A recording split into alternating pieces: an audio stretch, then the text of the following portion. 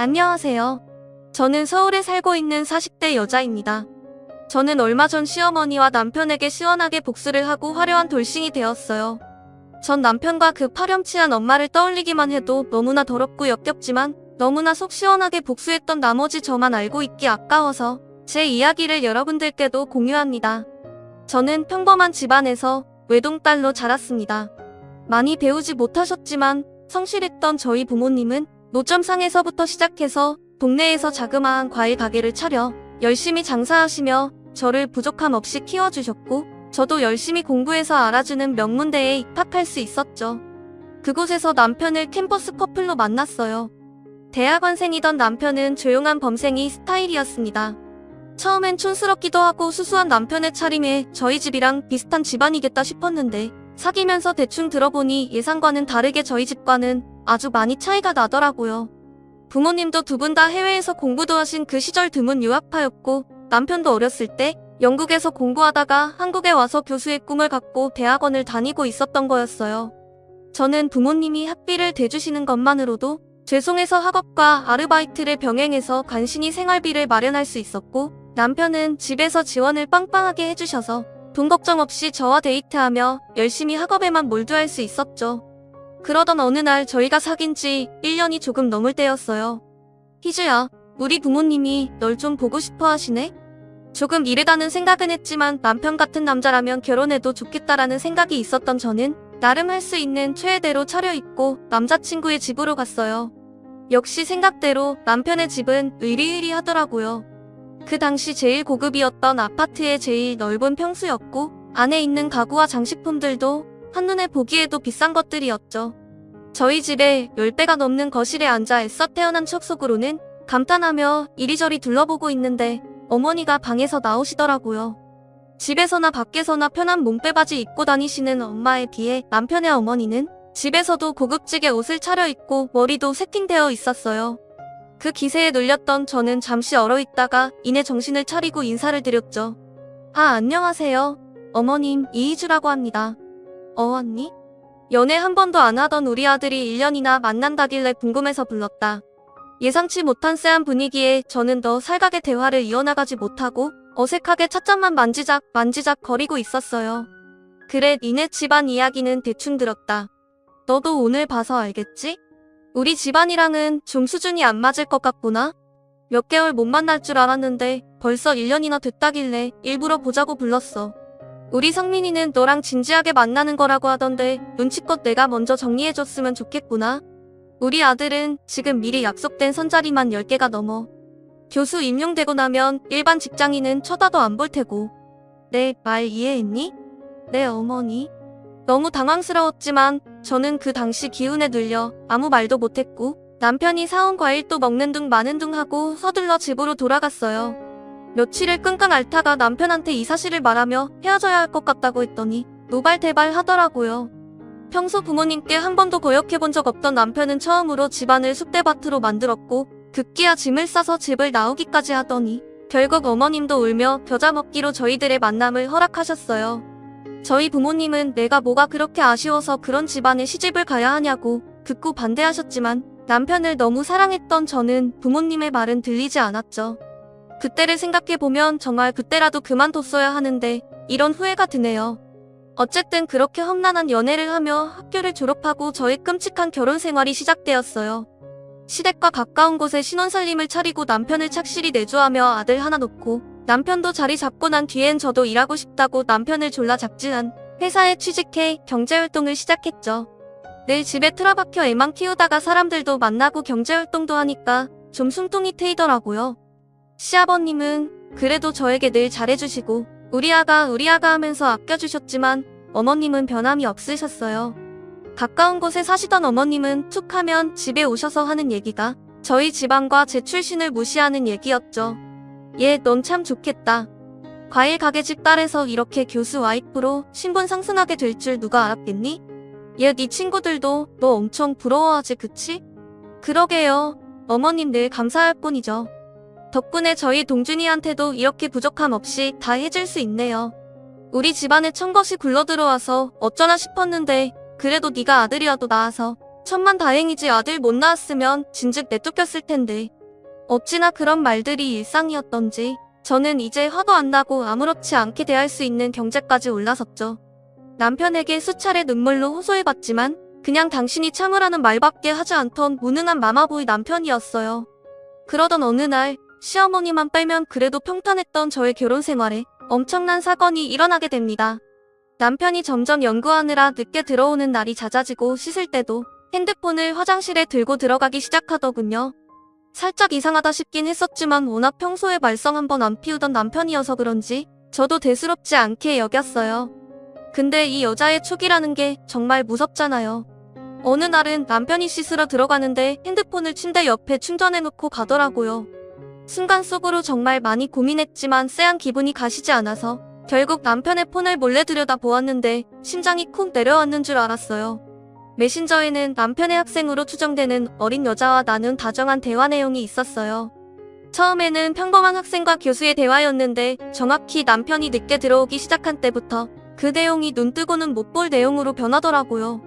이런 감정은 사실 평생 처음 느껴본다는 둥, 너밖에 없다는 둥, 아주 저한테는 한 번도 안 쓰던 하트까지 붙여가면서 둘이 좋아 죽는 메시지 내용들을 보며 피가 머리끝까지 솟구치는 기분이었죠.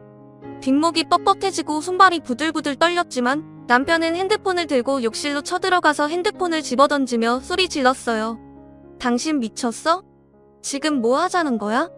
개고생해가면서 애 키워줬더니 학생이랑 바람이다? 지금 제정신이야? 어떻게 나한테 이럴 수가 있어? 이 쓰레기 같은 인간아. 머리에 비누 거품이 잔뜩 묻은 남편은 눈도 제대로 못 뜨고 어버버거리다가 무릎을 꿇고 애원하기 시작했어요. 여보, 진짜 미안해. 걔가 먼저 들이대길래 그냥 잠깐 가지고 논 것뿐이야. 진짜 믿어줘. 그런 사이야, 아니야. 여보, 바로 정리할게. 내가 잠시 미쳤었나봐. 옷도 안 걸치고 물이 뚝뚝 떨어지는 상태로 무릎까지 꿇으며 비굴하게 매달리는 남편을 뒤로하고 저는 아들을 데리고 부랴부랴 짐을 챙겨서 친정으로 향했어요. 아무것도 모르는 아들은 그저 엄마가 울고 있으니 주눅이 들어서 울상으로 절 따라오기만 할 뿐이었죠. 정신 나간 놈 내가 그동안 지 애미한테 얼마나 수모를 당해왔는지 뻔히 알면서 나한테 그 은혜를 이딴 식으로 갚아? 가만 안 둬. 아들과 함께 불쑥 친정으로 쳐들어와 놀란 부모님께 아이를 잠시 맡기고 방에 들어와 한참을 엉엉 울다가 남편에게 전화를 걸었어요. 여보세요? 난데. 우리 이혼해. 내일 서류 보낼게. 희주야, 무슨 소리야? 이혼이라니. 우리 동준이는 어쩌고? 안 돼. 내가 잘할게. 야, 그딴 말 같지도 않은 소리 집어치우고 니네 학교에 다 까발리기 전에 도장이나 찍어. 씩씩대며 전화를 끊고 거실로 나가니까 부모님께서 잔뜩 걱정 어린 얼굴로 절 쳐다보시며 무슨 일인지 물었고 저는 사실대로 말했어요. 그랬더니 아빠가 노발대발하시며 그 집안을 뒤집어 놓겠다며 당장 가자고 제 팔을 이끄시는 겁니다. 엄마가 아빠를 붙들어 말리며 그래도 함께한 세월이 있는데 당분간 여기서 지내며 차분히 생각을 해보자고 하시더라고요. 저도 겨우 진정하고 일주일 정도 친정에 틀어박혀 아무것도 안 하고 폐인처럼 지내고 있었어요. 그러던 와중 어느 날 밤 전화가 왔어요. 여보세요? 여보세요? 나다. 아범한테 이야기 다 들었다. 지금 집 앞 카페로 잠깐 나올 수 있겠니? 그 전화는 바로 제 시어머니였어요. 집 앞에서 기다리고 있다길래 또 이번에는 어떤 막말을 들을까? 이번엔 기풀고 가만히 있지 않으리라 마음속으로 굳게 다짐하며 카페로 갔죠. 그런데 웬걸? 그 악마 같던 여자가 이번엔 좀 태도가 달라졌더군요. 희주, 내가 마음고생 심했겠구나. 많이 놀랐지? 내가 대신 사과하마. 처음으로 들어보는 다정한 말투와 애잔히 바라보는 눈빛에 온 몸에 소름이 돋더라고요. 만나자마자 생전 안 들어주던 제 편을 들어주시길래 무슨 의중일까 파악하기도 전에 시어머니는 저를 붙들고 마구 이야기를 늘어놓기 시작했어요. 어휴, 더러운 자식. 그런 자식을 내가 아들이라고 10달을 배 아파가며 낳아줬다니. 정말 미안하다, 아가. 지 새끼 낳아준 아내한테 그러면 천벌받는 법인데. 어머님, 내가 그 얘기 듣고 처음으로 아들, 자식 뺨을 다 때렸지 뭐니? 성민이 자식 충격받아서 나가는 걸 남편이 붙잡으려 하길래 그냥 냅두라고 했다. 예상치 못한 전개에 아무 말도 못하고 꿀먹은 벙어리처럼 앉아있었더니 어머니가 그러시더군요. 그래도 아가, 부부의 연이라는 게 그렇게 쉽게 맺고 끊는 게 아니잖니. 동준이라도 없었으면 모를까? 우리 예쁜 손줄 봐서라도 성민이한테 한 번만 기회를 주는 게 어떨까 싶다.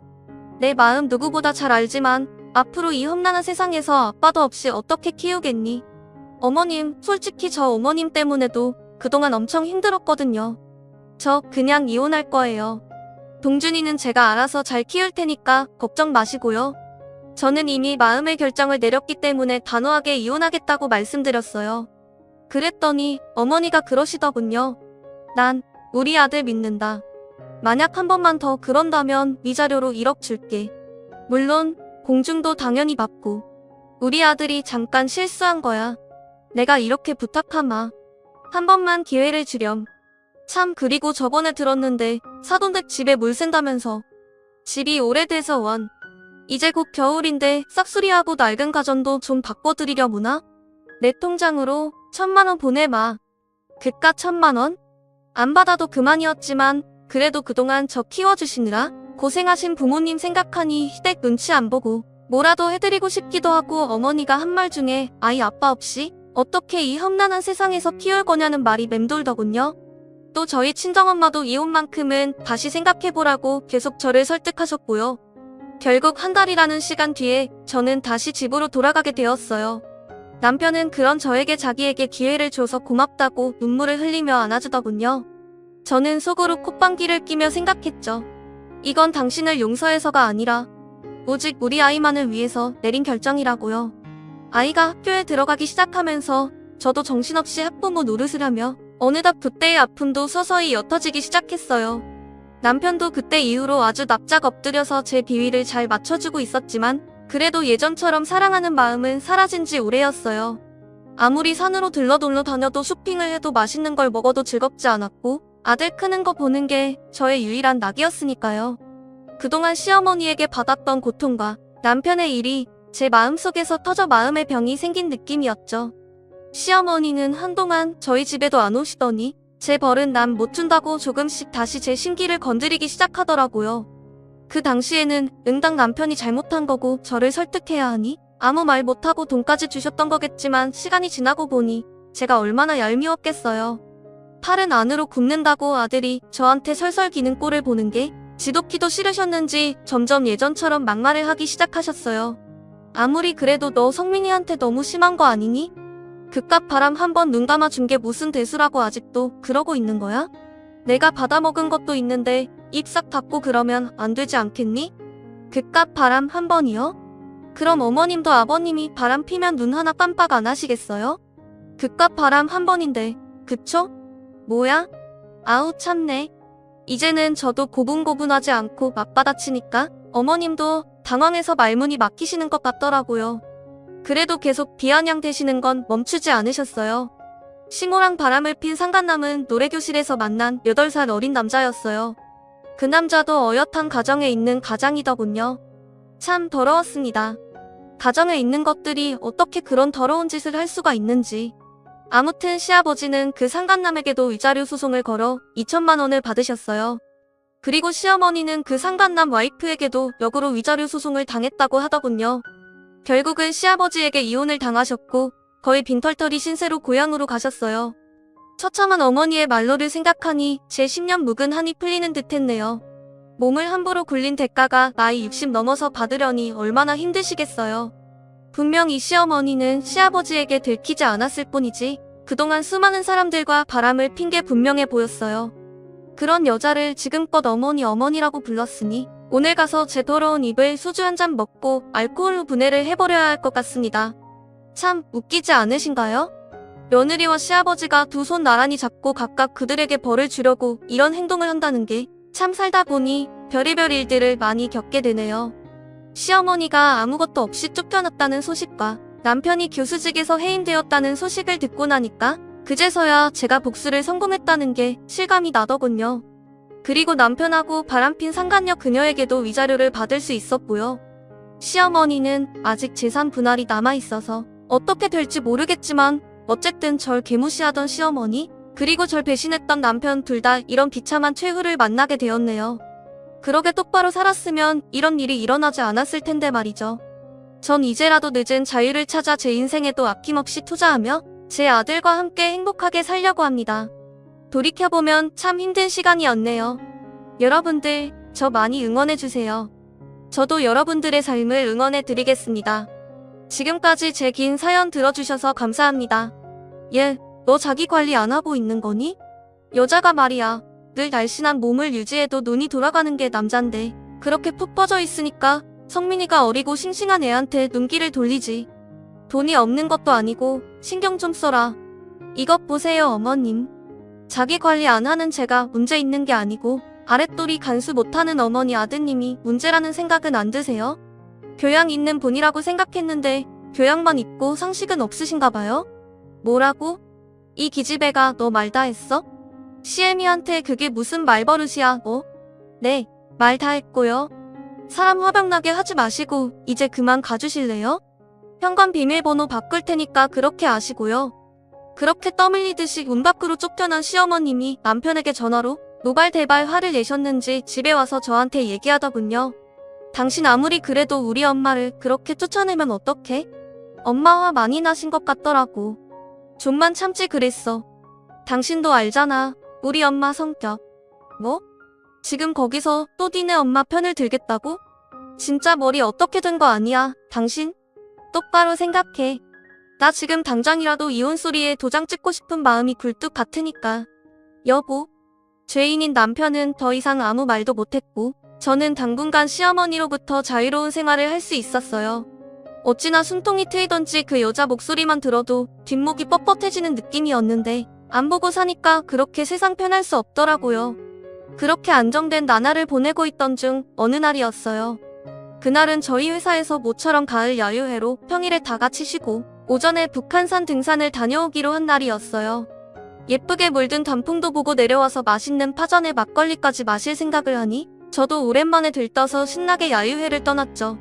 힘들지만 새소리도 듣고 물소리도 들으며 열심히 올라가다 보니 어느덧 정상에 다다랐고 평일이었지만 꽤 많은 사람들이 저마다 100군데 바위에 앉아 쉬고 있더라고요. 그런데 옆에 있던 동료가 저한테 귓속말로 수군대더군요. 희주씨, 희주씨, 저기 저 커플 좀 봐. 와, 대단하네. 남자가 한 10살은 어려 보이는데 애인인가 봐. 근데 저 아줌마 너무 일잔하다. 조금이라도 어려 보이려고 아주 봐라 그랬네 봐라 그랬어. 저 화장 어쩔 거야 정말. 아줌마가 돈이 많나? 그 말을 듣고 동료가 가리키는 커플을 봤는데 동료가 비웃었던 그 여자가 바로 제 시어머니였던 거예요. 혹시나 잘못 본 걸까봐 두 눈을 비비고 다시 봤는데 평소보다 더 진한 화장에 몸매가 드러나는 운동복에 본인보다 10살은 어려 보이는 남자 옆에 찰싹 달라붙어서 다정하게 김밥을 먹여주고 있던 그 여자는 정말로 제 시어머니가 맞았어요. 저는 순간 뻥 쪄서 그 광경을 쳐다만 보고 있다가 이내 정신을 차리고 몰래 사진을 찍었어요.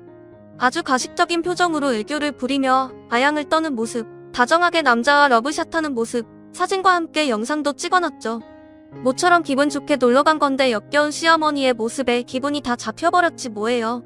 그렇게 내려와서 2차 회식도 하는 둥 마는 둥 하고 집에 와서 곰곰이 생각하는데 저도 모르게 웃음이 나는 거 있죠? 이걸 어떻게 이용해서 시어머니한테 복수를 제대로 할까? 그런 생각? 그래서 시어머니에게 전화를 걸어서 잠깐 집 앞 카페에서 보자고 했죠. 무슨 일인지 영문도 모른 채 제가 먼저 만나자고 하니 어머님은 제가 사과드리려고 보자고 한 줄 알았나 봐요. 그래, 그때 아주 매몰차게 쫓아내더니만 이제 와서 할 말이 뭐니? 아주 기세등등하고 뻔뻔하게 저를 쳐다보는 시어머니한테 이제 복수를 시작할 시간이었어요. 어머님, 저번에 제 남편이 바람 폈을 때 그때 이 카페에서 저한테 뭐라고 하셨는지 기억나세요? 뭐? 지금 갑자기 그 얘기를 왜 해? 난 기억 안 난다. 너 나한테 사죄하려고 불러낸 거 아니었니? 아, 그때 저희 남편 보고 더러운 나쁜 놈의 자식이라고 하셨죠? 어머니, 그럼 어머님도 나쁜 놈의 자식이었네요? 뭐야? 너 지금 그게 무슨 말이야? 미쳤니 너? 어머님, 어쩐지 불륜남 입장을 너무 잘 이해해 주시더라고요. 오죽하시겠어요? 어머님이 불륜녀여서 아들도 그렇게 자랐나 봐요. 그쵸? 뭐? 무슨 개소리야? 얘, 똑바로 말을 해. 너 머리가 어떻게 됐니? 저는 길게 바라지 않고 핸드폰을 열어 그날 찍었던 사진들을 보여드렸어요. 자신의 불륜 현장이 담긴 사진을 본 어머님은 사색이 돼서 아무 말도 못하시고 제 눈치를 보시더라고요. 오늘 아주 과간이었어요.